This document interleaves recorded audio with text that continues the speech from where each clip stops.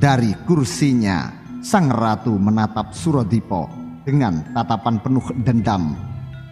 Kemudian angannya menerobos ke peristiwa ratusan tahun silam, ketika ia masih berada di negeri Mojopahit, masa pemerintahan Sri Jayanegara. Ketika aku masih berada di Mojopahit, hidupku sangat menderita. Aku tak pernah merasakan kasih sayang ayahku. Dia tak pernah mempedulikan kehadiranku. Ia hanya tahu rasanya bersenang-senang dengan para selirnya, bahkan dengan para pelacur. Ayahku menawarkan tubuhku kepada Prabu Jayanegara yang mata keranjang. Padahal aku masih kecil, hanya demi harta juga kenaikan jabatan. Selama bertahun-tahun aku tumbuh dalam kegelapan dan kepahitan. Karena begitu aku dewasa, aku akan diboyong ke istana Kapopongan untuk menjadi wanita penghibur Raja Mesum itu. Suradipa dan yang lainnya terdiam mendengar kisah pilu Sri Maheswari.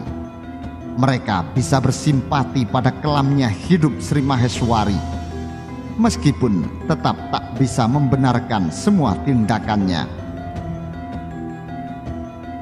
Sang ratu pun meneruskan kisahnya, meskipun sambil terisak-isak mengenang masa lalunya dan menahan pedih lukanya. Waktu itu hanya Kantili pengasuhku dan pembantu tua bernama Nyai Rongkot yang mengasihiku. Ia pun membawaku kabur dari rumah beserta Kantili.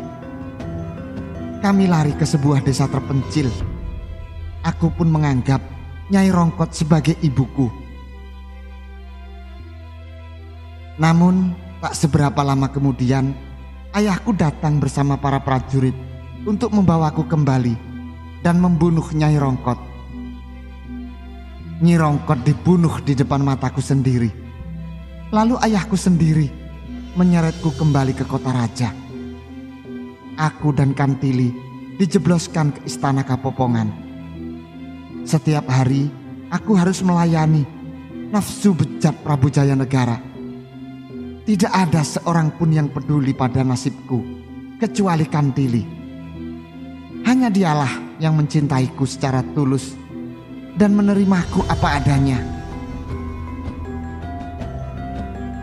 Sejak saat itulah aku dendam dan bersumpah ingin menjadikan kaum laki-laki sebagai alas kakiku.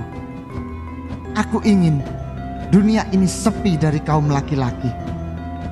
Demi melaksanakan sumpahku, aku pun membunuh bayi laki-laki yang lahir dari rahimku atas benih Sri Jayanegara Durjana itu. Hingga pada suatu waktu, Nyai Gondok Arum datang menjemputku dan menceritakan siapa aku sebenarnya. Aku pulang ke Nogosari dan menjadi ratu di sini. Sejak saat itulah aku berniat untuk melaksanakan sumpahku. Dengan semua kekuasaan yang berada di tanganku, akan aku buat semua laki-laki di dunia ini menderita. Akan aku bunuh mereka semua secara perlahan, tapi pasti. Suradipa menggeleng-gelengkan kepalanya mendengar curahan isi hati sang penguasa negeri Nogosari ini. Ia berkata setelah menghela nafas berat, "Jiwamu sudah benar-benar rusak. Otakmu sudah tidak waras lagi akibat dibakar sampai hangus oleh api dendam dan kebencian. Kau sengaja menyalahi kodrat ilahi untuk mencintai sesama jenismu." Begitu Suradipa menutup mulutnya, tiba-tiba satu goncangan besar yang diakibatkan dari gempa bumi menggoncang dahsyat keraton Nogosari. keraton nan megah yang termata kokoh itu pun mulai bergerak-gerak hendak runtuh. Atap-atap serta pilar-pilar di balai penghadapan agung itu pun mulai runtuh. Kantili pun mendekap erat Sri Maheswari. Di tengah gempa bumi dahsyat tersebut, Suradipa masih menyempatkan dirinya untuk berucap pada Nyai Sri Maheswari dan Nyai Kantili. Nyai Sri Maheswari dan Nyai Kantili, carilah Tuhan selama ia berkenan untuk ditemui. Berserulah kepadanya selagi ia masih mau mendengar. Sesungguhnya ia maha mendengar lagi maha penyayang.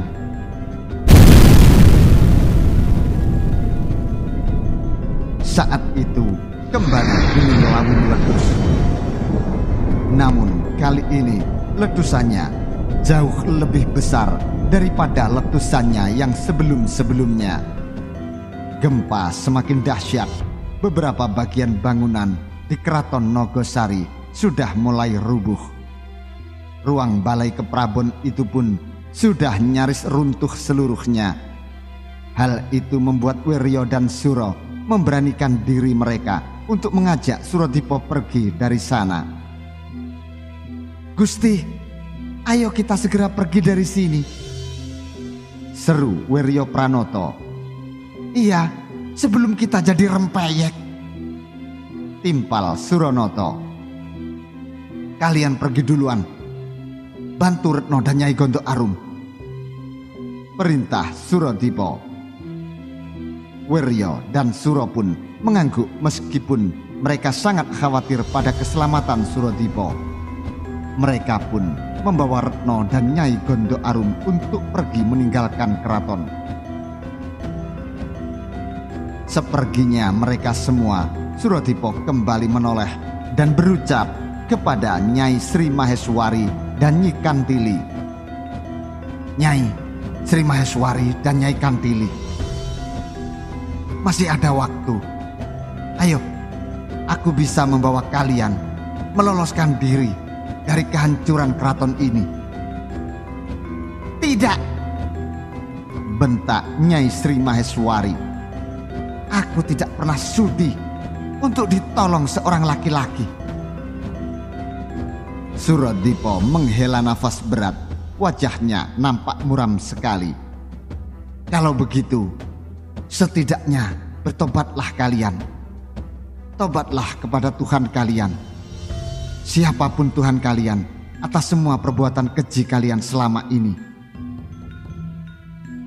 Tidak ada Tuhan di dunia ini. Kalau ada, Dia pasti sudah menolongku saat aku menderita menjadi budak nafsu raja bejat itu. Kalau Ia ada, Ia pasti sudah menghukum ayahku dan Raja Durjana itu," bentak lagi Nyai Sri Maheswari. Suradipa mendesah. Akhirnya sudah paham bahwa hati Sri Maheswari sudah membatu dan tak bisa ditolong lagi. Tapi ia masih membutuhkan obat penawar dan cara menyembuhkan Retno Jumini dari luka parahnya. Maka ia kembali membuka mulutnya. "Kalau begitu, setidaknya tolong aku. Atau maksudku tolong salah seorang wanita yang sedang terluka parah. Retno Jumini yang terluka parah oleh Aji Halimun Pati Sukmo milikmu. Tolong berikan obatnya, atau setidaknya beritahu aku cara mengobatinya." Sri Maheswari mendelik memelototi Suradipa, tapi kemudian ia tertawa terbahak. "Ternyata aku bisa tetap menang darimu, Suradipa. Aku tetap bisa mengalahkan seorang lelaki seperti kau. Aku memang sudah sekarat, tapi kau pun akan kehilangan wanita yang paling kau cintai selain ibumu. Kau akan hidup merana tanpa kekasihmu. karena ajianku itu tak ada obatnya. Selamat datang di dunia penuh derita dan kesepian, Suradipa. Setelah tertawa seperti itu, nyawa Maheswari pun lepas dari raganya ketika racun dari keris Kiai Guntur Geni sampai ke jantungnya. Ia tewas dengan mulut menganga dan mata melotot, seolah sedang menertawakan kemenangannya dari Suradipa dan menertawakan nasibnya sendiri. Untuk kesekian kalinya Suradipa mendesah murung. Ia kemudian menatap Kantili yang meratapi kepergian kekasihnya selama sekian ratus tahun itu. Nyai Kantili, ayo ikut aku. Kita pergi dari sini. Sebentar lagi seluruh keraton ini akan runtuh, ajak Suradipa. Dahulu aku pun sangat menderita. Hanya Nyai Ratu yang baik kepadaku. Aku pun sama dengannya, mengandung benih dari Raja Durjana itu. Sampai akhirnya aku ketahuan hamil dan hendak dibunuh oleh para prajurit si Keparat Jayanegara itu. Akhirnya aku pun melakukan hal yang sama seperti Nyai Ratu. Aku membunuh bayiku sendiri yang terlahir sebagai lelaki. Geram Nyi Kantili dengan tatapan penuh dendam pada Suradipa. Kau sudah puas dengan ulahmu yang membuat kami menderita? Kau pergilah sendiri. Aku tidak sudi ditolong oleh seorang lelaki. Aku ingin bersama kekasihku sampai akhir. Raung Nyai Kantili yang menangis hebat sambil memeluk jenazah Sri Maheswari. Kesabaran Suradipa sudah habis, selain karena memang keadaan di sana sudah sangat membahayakan dirinya. Ia pun melesat pergi meninggalkan keraton Nogosari dengan wajah murung. Tak lama kemudian seluruh keraton megah itu pun runtuh. Nyai Kantili tewas tertimbun reruntuhan keraton dengan masih memeluk mayat kekasih sesama jenisnya tersebut. Suradipa terus melesat sampai ke tepi hutan larangan, di mana Nyai Gondo Arum dan yang lainnya menunggu. Di sana ia mendapati seluruh laki-laki Kemayu yang diracun oleh Nyai Ratu Sri Maheswari dengan ramuan Nyai Gondo Arum, sehingga kehilangan keperkasaannya sudah sembuh menjadi lelaki jantan seperti sedia kala. Para pemuda yang menjadi budak di Goa Rahasia Sang Antaka pun sudah berada di sana. Hanya saja keadaan Retno Jumini sudah demikian parah. Wajahnya sudah pucat pasi, nafasnya sudah tersengal-sengal. Nyai Gondo Arum menatap Suradipa sebagai tanda pertanyaan apakah ia mendapatkan obat penawar dari Ratu Sri Maheswari. Tetapi Suradipa hanya bisa menggelengkan kepalanya dengan lemas. Sang tumenggung muda ini kemudian memeluk tubuh Retno Jumini yang sudah mulai mendingin. Retno, maafkan aku, desah Suradipa. Retno menggelengkan kepalanya sambil memaksakan dirinya untuk tersenyum. Tidak apa-apa, Kakang. Sudah, jangan dipikirkan. Retno, desah Suradipa lagi sambil memeluk Retno. Retno kemudian menatap Nyai Gondo Arum. Si nenek mengangguk. Ia kemudian mengambil Retno dari pangkuan Suradipa. Sebentar lagi aliran lahar dari Gunung Lawu akan sampai kemari. Sebaiknya Tuan Tumenggung pergilah segera bersama para pemuda ini. Mereka sudah aku obati semua, ucap Nyai Gondo Arum. Tapi Bagaimana dengan Retno? Setidaknya biarkan aku membawanya pulang ke dunia kami, pinta Suradipa. Tuan Tumenggung, maaf aku lupa memberitahu sesuatu padamu. Sebenarnya jika kalian kembali ke dunia kalian, kalian akan kembali ke saat tepat sebelum kalian memasuki dunia ini. Misalkan Tuan Tumenggung datang ke dunia ini 4 hari yang lalu, maka Tuan akan kembali ke dunia Tuan 4 hari yang lalu.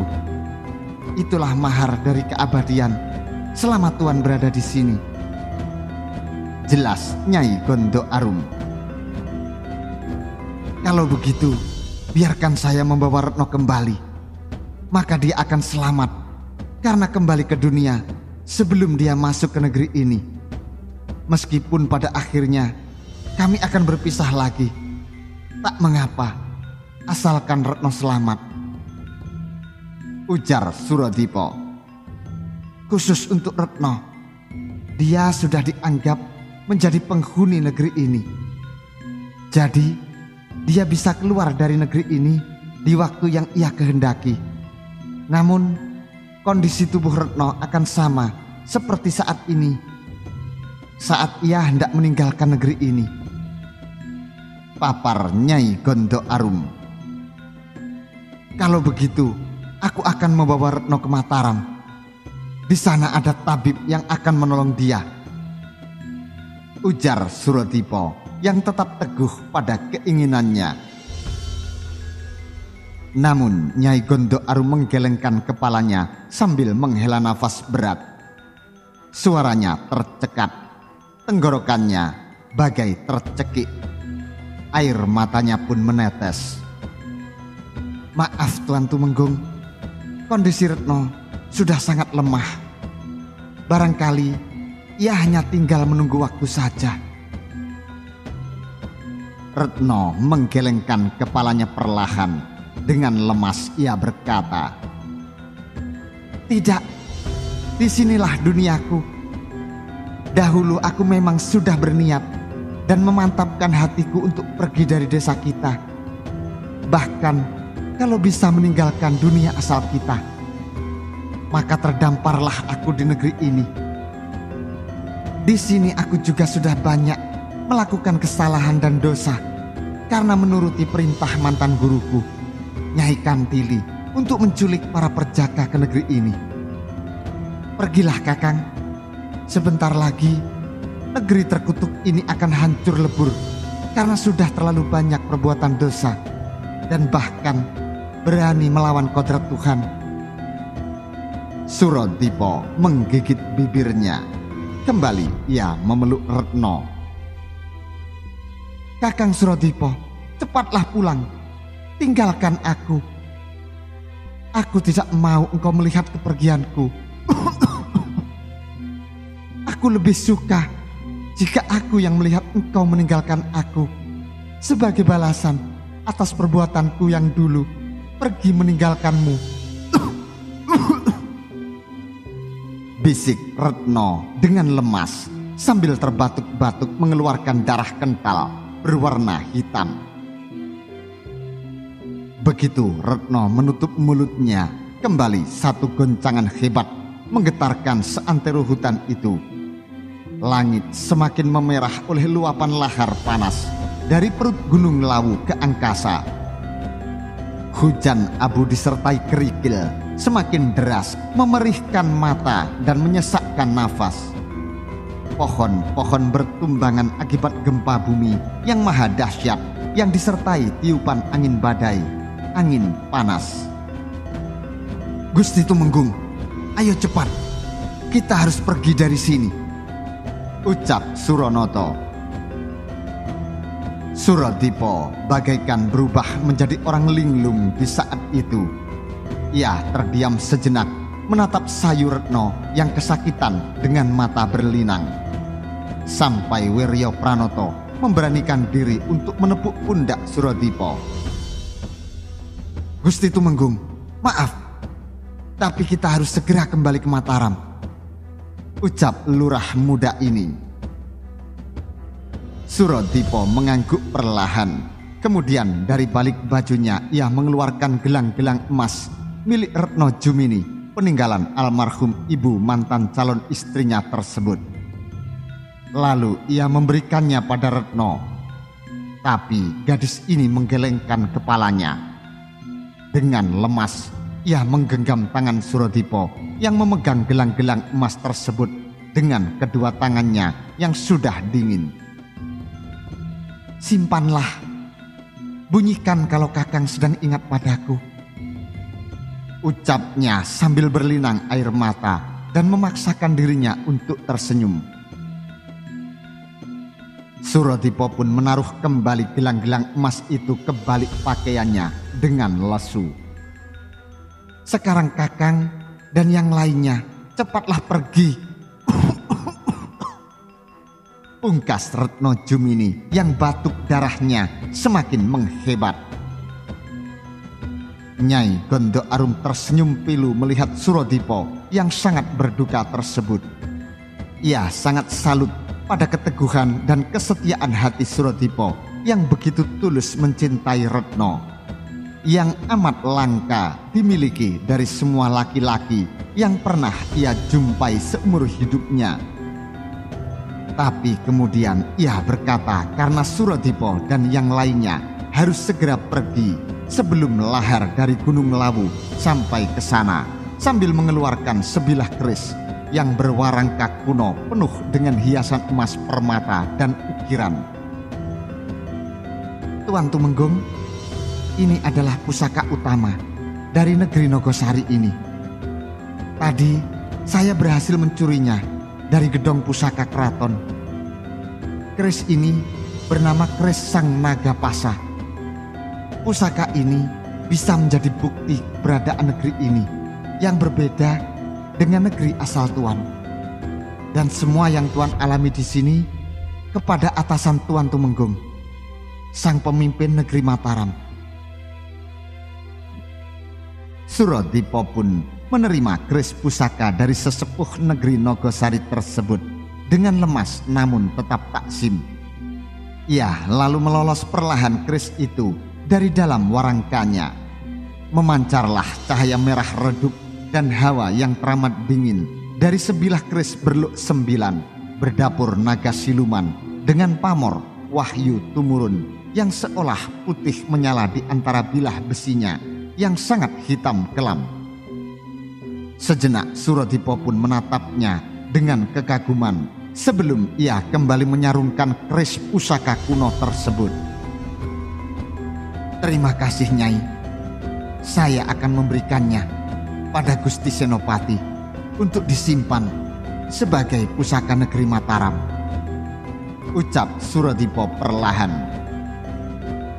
Nyai Gondo Arum mengangguk kemudian berkata, "Pergilah, pulang kembali ke dunia asal Tuan." Suradipa menatap sayu pada Nyai Gondo Arum lalu mengangguk perlahan. "Kalian pergilah ke arah barat, terus lurus melewati jalan setapak di hutan cemara, dan jangan sekali-kali berkeping ke belakang. Di dalam hutan yang paling rimbun dekat rawa, kalian akan melihat pohon beringin kembar yang menyerupai pintu gerbang. Ayo cepat sebelum terlambat," tunjuk Nyai Gondo Arum ke arah barat. Suradipa mengangguk lemas lalu berdiri dari duduknya. "Selamat jalan Kakang," pamit Retno. Suradipa menatap Retno Jumini sebentar, kemudian ia bersama yang lainnya langsung berlari ke arah yang ditunjukkan oleh Nyai Gondo Arum. "Selamat jalan, aku akan mengingat Tuan Tumenggung selamanya," ucap Nyai Gondo Arum yang melihat Suradipa berkelebat lari ke arah barat. "Selamat tinggal Kakang, terima kasih sudah menemuiku dan menemaniku di saat-saat terakhir hidupku. Kita berjumpa lagi sebentar hanya untuk berpisah selamanya. Semoga Kakang bisa selalu berbahagia di seluruh sisa umur Kakang." bisik Retno dalam hatinya sambil melihat terus ke arah perginya Surodipo dengan nafasnya yang semakin sesak. Surodipo terus berlari menuju ke pohon beringin kembar yang ditunjukkan oleh Nyai Gondo Arum sebagai gerbang untuk kembali ke dunia asalnya. Terbayang di benaknya semua kenangan indah bersama Retno Jumini di masa remaja mereka. Bagaimana mereka memadu kasih, menghabiskan banyak waktu bersama, sampai akhirnya Surodipo melamar Retno setelah nyaris merebut keperawanan kekasihnya itu di Bukit Pengantin. Hampir saja mereka menjadi sepasang suami istri, sampai akhirnya suatu malapetaka merenggut semuanya dari mereka. Sekarang akhirnya Surodipo bertemu kembali dengan Retno di negeri serba aneh yang berbeda dengan dunia asal mereka ini. Namun pertemuan itu hanya singkat saja karena rupanya Retno harus mendahului Surodipo. Ternyata Surodipo dan Retno Jumini memang ditakdirkan untuk tidak saling berjodoh menjadi sepasang suami istri. Tak peduli seberapa lama mereka saling menunggu untuk bertemu lagi. Bagaimanapun usaha mereka berdua untuk tetap melajang karena menantikan pertemuan di antara mereka kembali. Tetapi Sang Maha Penguasa berkehendak lain. Pertemuan kembali mereka hanyalah untuk menjadi pertemuan mereka yang terakhir kalinya, untuk akhirnya berpisah kembali. Di hutan larangan dekat desa Jatiwalu, si kakek pencari kayu bakar masih menatap dengan ketakutan ke arah pohon beringin kembar di mana ia melihat Surodipo menghilang barusan. Gusti, tambah lagi satu orang yang lenyap di telan pohon terkutuk itu, desahnya sambil merinding ketakutan. Tiba-tiba angin deras bertiup berseroan dan si kakek tak bisa mempercayai pandangan mata tuanya sendiri. Ia melihat Suronoto dan Wiryo Pranoto keluar dari celah di antara pohon beringin kembar tersebut. Hah? Masya Allah, benarkah dengan apa yang aku lihat?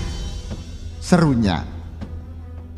Sementara itu Wiryo dan Suro yang baru kembali ke dunia asalnya celinguan melihat keadaan di sekitarnya. Saat itu hari baru saja siang, bahkan matahari belum sampai ke atas ubun-ubun kepala mereka. Persis seperti saat mereka sebelum masuk ke dalam pohon beringin kembar yang menghubungkan dunia mereka ke negeri Nogosari. Keadaan di sana juga sangat damai, tidak terjadi suatu bencana apapun juga.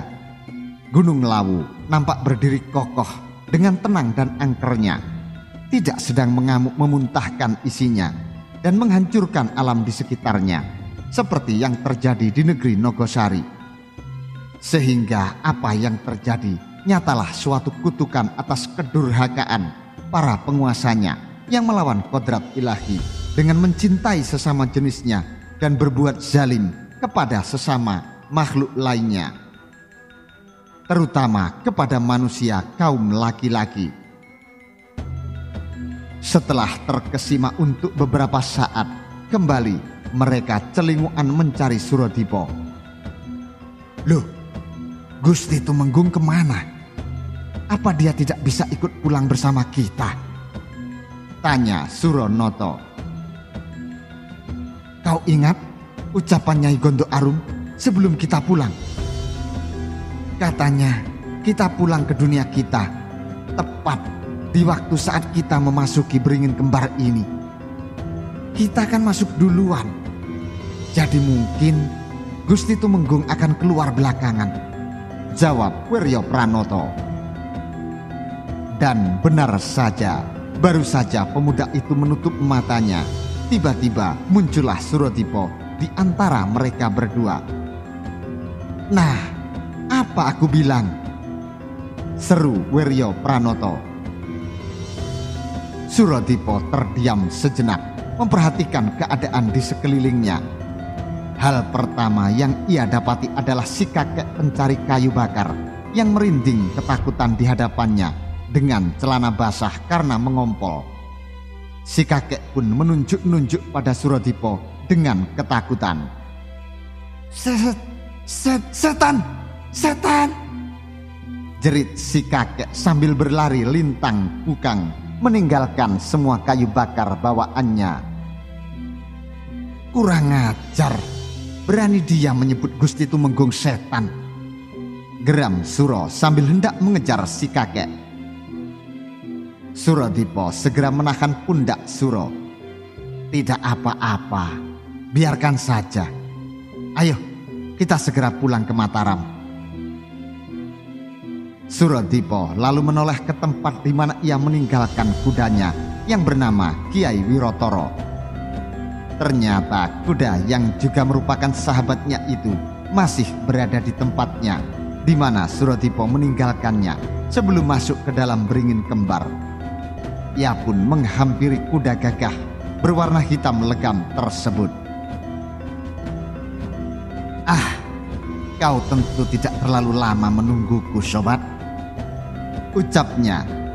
Kuda itu pun meringkik. Tapi aku rasanya sudah meninggalkanmu selama 4 hari. Rasanya seperti mimpi saja. Suradipa lalu memberi isyarat kepada Wirya Pranoto dan Suronoto untuk melangkah pergi. Mereka pun menuju ke desa Jatiwalu di mana Suro dan Wirya meninggalkan kuda mereka.